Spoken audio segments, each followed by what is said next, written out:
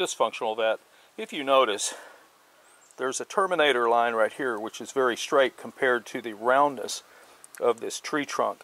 Now, this is the base end. This is where I cut it off of the root ball that had come up. This tree was blown down in a storm. Where I've cut it off, it's round, except here where you got this terminator that's straight. You've seen my log skidder that I built, and I dragged this thing almost a mile, maybe further, at least a mile. And as you can see, I've got this straight line edge. That's the wear from having been skidded and dragged on a combination of sand and hard rock, because the county came out and rocked a lot of areas on the road, which surprised me. Anyhow, this damage extends approximately 10 feet up. It ends about right here where I filmed earlier.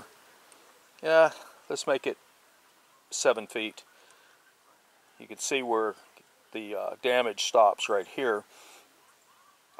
And for the most part, it's fairly clean. You can tell that the wood down deep is in pretty good shape. So that gives me an indication of what I'll be hitting when I cut this thing up.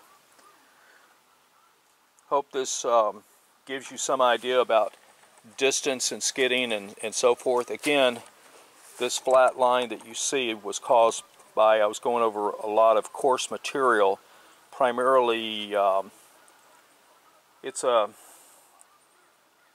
limestone compound. I'm trying to remember what they call it, but it's, if you ever see them building a road and they're putting down a white rock looking stuff, that's what that is. When it gets wet, it'll solidify into a uniformed composition, and it helps to distribute the weight on the road.